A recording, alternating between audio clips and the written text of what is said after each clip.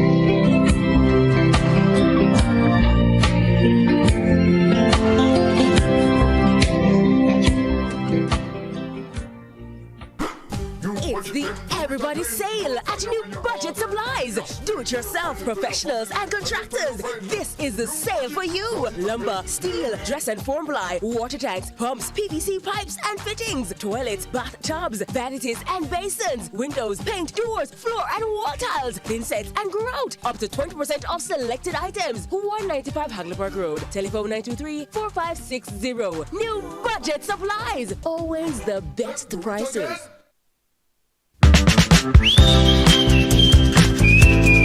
This Friday at 4:30 p.m., join me for a brand new episode of the Big Bite Food Safety Show.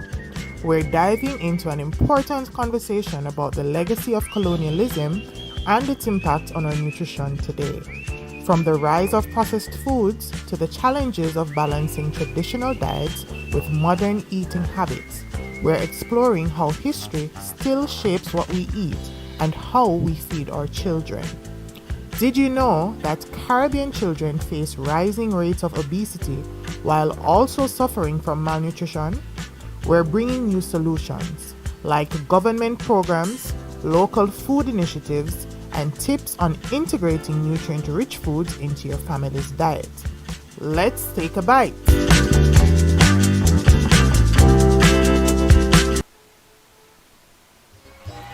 It's Tools, Hardware and Supplies massive end of year sale for all of December. Yes, get your home holiday ready with new arrivals for your bathroom, kitchen, living room, and more. Yes, porcelain and ceramic tiles, windows, doors, paint, and more are coming right now. Get the lowest prices for the year only at Tools. Come visit us at 279 Spanish Town Road, 4 South Camp Road, 8 Red Hills Road, or online at toolsday.com. Tools! The Lion King of Hardware.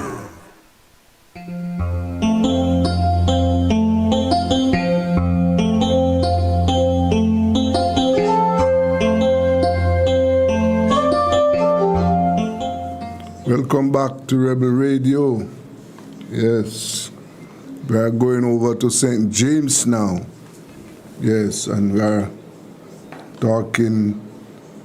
in Northwest St. James where we have Mr. Alan Bernard.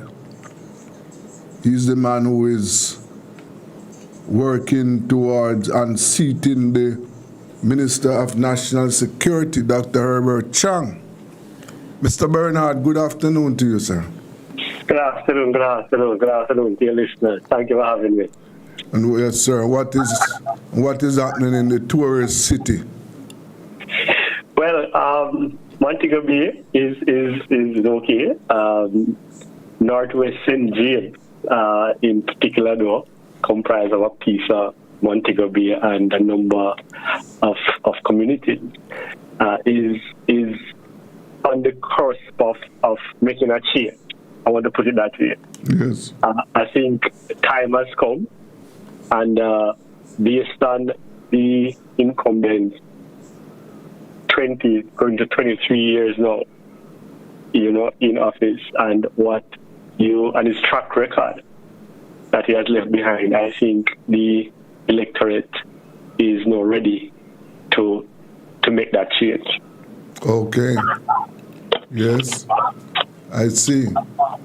And this is just give me an idea. Northwest St. James. Northwest St. James. Yeah, covers tell me some of the areas. Right. So let us say we're starting from the Carroll Gardens Iron Shore on the north, coming down to the flanker and the White House, capturing the Paradise, coming back up to the north, part of Glendevon, part of Salt Spring, and a part of Flower Hill. Okay. So again, it's a very diverse constituency, but as with many of the constituencies in the urban space in St. James, it would comprise of mainly inner city community. Yes. And you mentioned flankers. Flankers has been in the news over the years. In recent times, I'm not hearing much about flankers. Tell my listeners what is happening in flankers these days. I think a lot has been happening in flanker. Flanker is still in the news for a lot of what I would consider to be transformational work, and we have to really commend the resilience of our community-based organization, and in particular our community enterprise and businesses that really work hard to broaden that local economic base. And this is something that, again, we must applaud the community, and we must applaud these community-based organizations, because they have not been given the support that would have really helped to move the process along, a bit further than where it is. But a lot has been happening, and there's an important institution that, people like to mention, but mention not in the way that it should, but the work that faith-based organizations are also doing in the communities. Community-based organizations, faith-based organizations, local community enterprise and businesses, together have been working to ensure that, as you would say earlier, the way in which Santa has been represented in the news in the past, it's a bit different now. And I'm not here saying that we do not have some of those concerns that would have had in the past. We still have them. But we have become more resilient as a community. And that is really, the hard work that community members, community organizations, faith-based organizations, and local business community has put into ensuring that the communities, can withstand some of these nefarious activities that we know take place from time to time. Yes. So, I must say that the number of violence, or the level of violence that was associated with flankers over the years, I've not heard the same thing right now. There seems to have been some changes in that direction. And again, you have to also give credit to the security forces. A lot of the work that I would have been a part of since 2002, working on the ground in communities like Flanker, is we have always tried to build that relationship between the community and law enforcement. And I must say that, it has been paying off. The JCF in particular, I think the relationship between the JCF and the community has improved. And I think the improvement in that relationship, and again, going back to those community organizations that lead this kind of movement to build that kind of relationship to ensure the safety and security in the community. But beyond that, though, again, we are confronted with a very peculiar kind of landscape in St. James, as you know. You know, we have a lot of movers and shakers. You would oftentimes hear, you know, the word violence produced and being used. But there are a lot of players, you know, in this production of violence, as it may.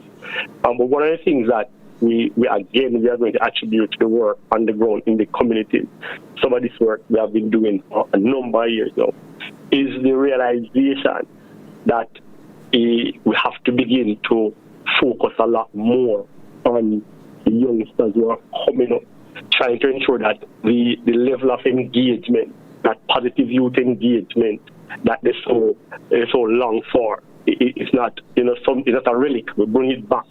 The youngsters are able to engage differently, and this engagement, in my mind and based on my assessment, would have prevented a number of these youngsters from following in the footsteps of those who would have gone the nefarious ways, you know, before them. A lot of this is happening, and you see now youngsters are engaging differently.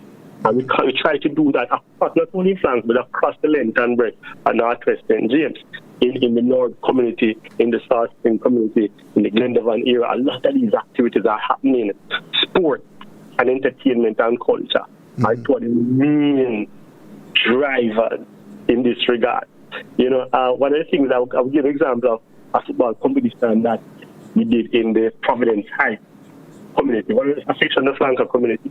And the youngster said to me that, listen, Mr. Bernard, we want to have night football.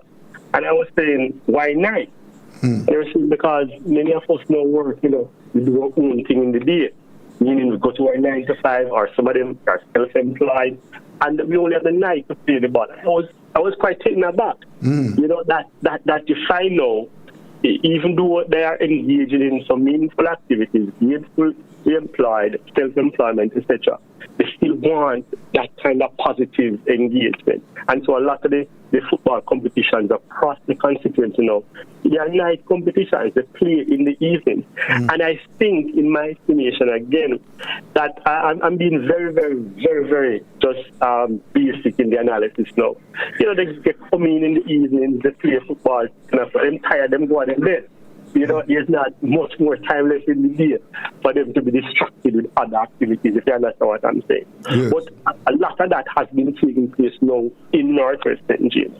And I think that whole creation of positive youth engagement has been a contributing factor to what we see. But, you know, looking at figures decreasing, as in the crime statistics going down, serious murders, serious crime without about murders in particular, you know, there's still that element of fear. We appreciate that numbers are going down, still too high in my estimation, but there's still that fear element because a lot of the root causes have not been addressed. You know, we know certain things still exist in the community, certain voices and elements are still in the community, and from time to time, something can trigger that. You know, and until we fully understand, you know, how we are going to take control or stay on top of those kind of engagements, you will see that level of fear that exists. So we appreciate that some of the serious crimes have gone down, but you will still find people saying that they still do not feel safe and they want to be more assured or reassured of their own safety and security within the spaces. But overall though, there is the provision of spaces of positive youth engagement. I mentioned the sports, and I could mention to you the creative and the cultural activities that take place in the community. All of these would have contributed, in my mind, to what we now see as transforming this generation, trying to ensure that they do not get distracted with all the other things that are taking place within the constituency. Yeah. Just educate me here. That in the constituency, are there a lot of hand-planned communities? In other words, communities that just sprang up without proper urban planning and all that. That is a feature in the constituency. Yes, squatting is a feature of most most of the communities I would have mentioned. Again, it's a feature of our urban space pretty much. Like Kingston, many persons come to the Montego Bay area seeking, greener pastures. And there's not, the amenities are just not, keeping pace with people moving in, and you find squatting. But traditionally, the space would have emerged through squatting. Now, I can say too that there are some areas that have become regularized and formalized, but there's still a large part of many of these communities that are still very unplanned, without amenities, and it poses a problem. It poses a real problem. Yes, okay. And some of the what about water supplies and electricity? Those amenities. And I must share with you that I grew up in Flanker. Yes. And Flanker is adjoined to Norwood. These are just contiguous roads that run into each other. Yeah. But I was amazed to discover that there are sections of Flanker and large sections of Norwood that still don't have access to water in the first instance, and those who have water, it is not reliable. It's amazing, and that extends to the Salt Spring area, part of the Salt Spring area, that extends to part of the Gendevon area. Still don't have water. We still have, again, because of the informal nature of many of the communities, it might be difficult to provide amenities such as electricity. You find a lot of illegal connections still there. But when I go through these communities and I speak with the residents, the residents want to regularize. The residents want the JPs to come in and to regularize their supply. The Water Commission to ensure that they have regular supply of water and where they are known to bring water to the communities. When I speak to the providers, they are primarily concerned with theft and payment. And I'm saying, you're making an assumption about the community in a particular kind of way that I don't think it's progressive or going to take us forward. There has to be more serious engagement than to say, people don't pay so we don't connect or we cut off. It has to be a lot more sophisticated than that in the conversations that we have with the community. And so the community feel a bit like it. Community members want to pay. I'm not here saying to you that we don't have those who the theft don't take place. It does. But you have to sit with the community, work out the issues with the community to ensure that those who want to pay, ready to pay, can get access to these amenities. And that's one of the issues. I just want to go back quickly to the squatting situation. Again, there are a number of issues concerning squatting and how to address it. Not an easy fix. It's not an easy fix, especially because of the politics around squatting. But two things to mention. There are moves to regularize and to ensure that people get tenure. It is not moving. The alacrity in which it's being pursued, it's questionable.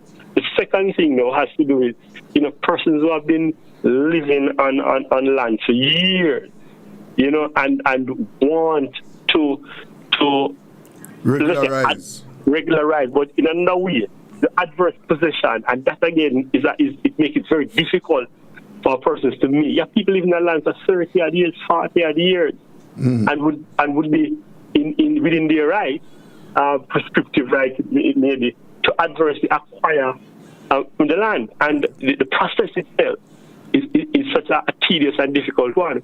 It makes it, almost impossible for them to make such a move. And so some of those things we have to address. I make a point to some of my colleagues, and we're talking about squatting. And I'm saying for squatting, to address squatting, it's not easy, but it's not insurmountable. But one of the things that I think will greatly help to address the squatting issue is to ensure that productivity is improved, because if the economy is doing better, then I think that gives us the breathing space now to begin to speak to some of the difficult issues about relocation and housing and those kind of things. So again, it's a conversation that we need to have. It's an issue that we do face in Northwest St. James, and it's something that we are thinking through with the community and with the citizens. Yeah. Yes, but one of the things I would like to point out, is that if we are able in Jamaica, if we are able to address the squatting issue, that will also improve the economy. Because Totally agree. Because once you give, all right, can you imagine the societies we would have if after slavery, each slave was given a plot of land? The societies that we are having in the Caribbean wouldn't be like what it is right now, because land is asset, remember that. So yes. If we are able to address this squatting issue, it will impact in a positive way the economy, because people will now have assets that they can use to improve their lives. I totally agree. Again, and we can't treat. I would not be treating. I wanting to treat the squatting issue as a homogeneous issue. It kind of have its nuances in an urban space like Northwest St. James that we discuss, a semi-urban space or a rural space. Yeah. There are different elements to the squatting phenomenon, and I think we have to look at it based on its own merit and make those policies accordingly. But I do agree with you that if we're able to impact this in a serious way, it too will help to transform the economy. Yeah. So would you say, based on what you are seeing there, that a significant number of residents in Northwest are squatting? Yes. Okay. And by squatting, they don't have tenure to the land. Yes, okay. Yeah. And I can well imagine this must be on your agenda if you are able to. It is definitely on the agenda, and again, a lot of hard decisions will have to be taken.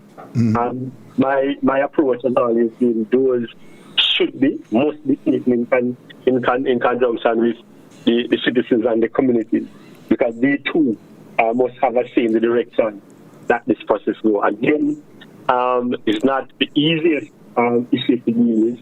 An issue that takes time, obviously. This is something that people do. Most of the people who are squatters or who squat on land are very, I would say, impatient because of the uncertainty surrounding their future and that piece of property. So we understand it's a very ticklish issue all around. Yes, sir. Yes. So, based on where you are now, Alan, is that you are of the view that you can unseat, or you will unseat Dr. Chang? Most definitely. The work we have been putting in the work now, rebuilding a machinery in Northwest St. James that you would have said was not being nourished since 2002. That machinery is being rebuilt. It is active. It is working. It is taking a very scientific approach to secure the election victory. Our Gen Second, our party leader, would always say to us, there are two elements to the politics. There's the science of the politics, and there's the art of the politics. Art of the politics is what we're all good at. We're good at the motorcades and the mass meetings and, orange waves, and you make a lot of pronouncements, and we're good at that. We can rile up a crowd if we want to. But that in of itself is not what will secure the victory. The victory has to be secured in a very scientific way. And that means that we use the numbers that are available to us from the relevant authorities, that we analyze those numbers. We set our targets and we work hard to ensure that we meet those targets. It means that we put the personnel in place that will work from day one, not on election day alone, but from day one, to get the canvassing done, to get your workforce in place, to train your workforce, to have your workforce, understand how you work from now to election day to secure a victory. That entire process is a very, systematic process, and we have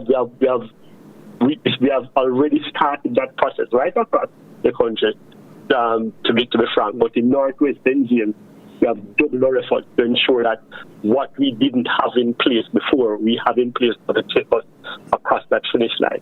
And we could use the local government election and my experience in Flanker at that level. Yeah. And again, barring one unforeseen event, that process was working.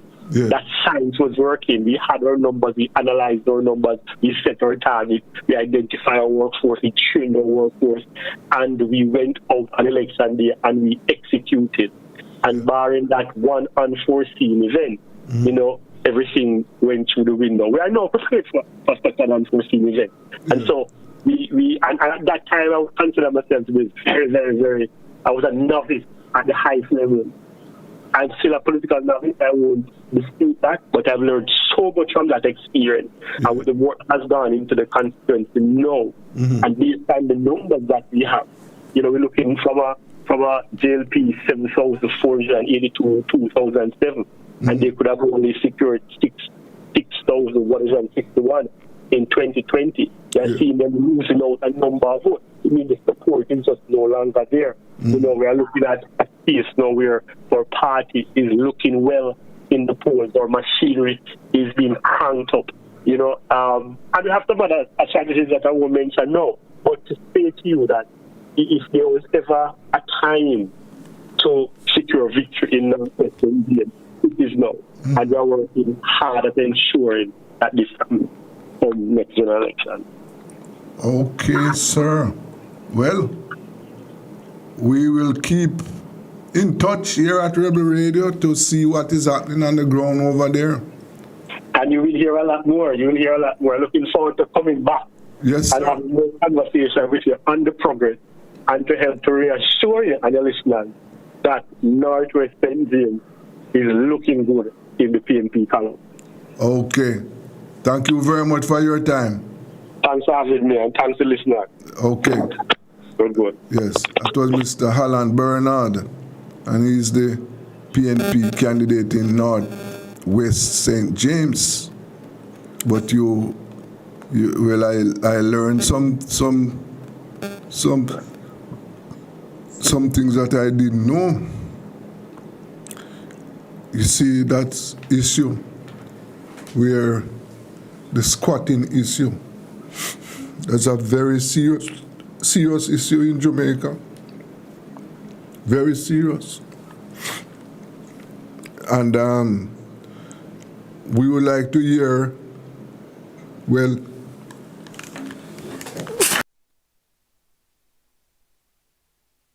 I would certainly like to hear from the PNP how it intends to address this issue. This is a significant issue in the country, right? I don't know how many thousand people right now are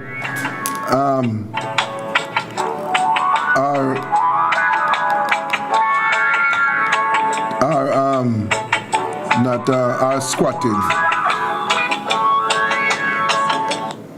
But I know that it is a large number of people are right now squatting, and that is something that must be addressed. It must be addressed, and we would like to hear the party's plan to address those issues. Well, we have come to the end of today's show, and I would like to thank my listeners and my viewers. I would also want to thank my technical operator.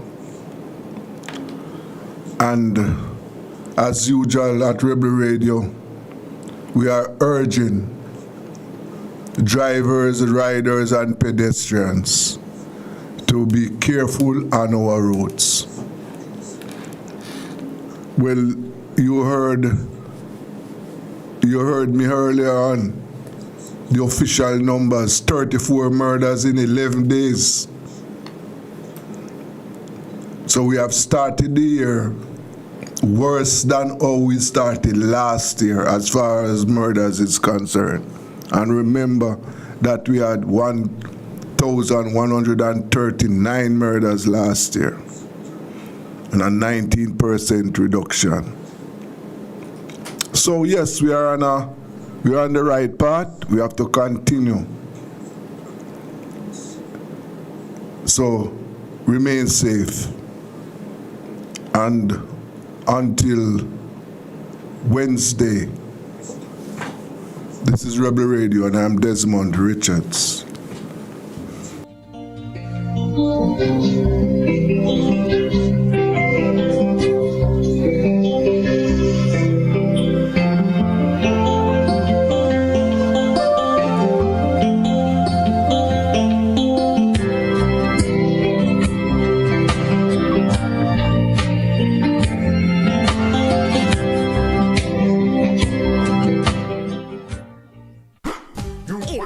Everybody sale at New Budget Supplies. Do-it-yourself professionals and contractors. This is the sale for you. Lumber, steel, dress and form ply, water tanks, pumps, PVC pipes and fittings, toilets, bathtubs, vanities and basins, windows, paint, doors, floor and wall tiles, thin sets and grout. Up to 20% off selected items. 195 Hagley Park Road. Telephone 923-4560. New Budget Supplies. Always the best prices.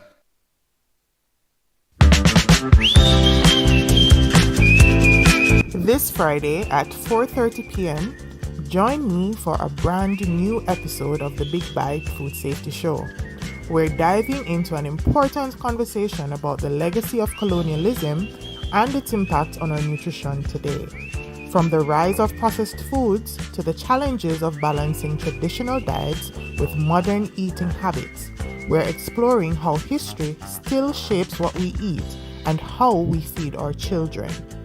Did you know that Caribbean children face rising rates of obesity while also suffering from malnutrition? We're bringing you solutions like government programs, local food initiatives, and tips on integrating nutrient-rich foods into your family's diet. Let's take a bite.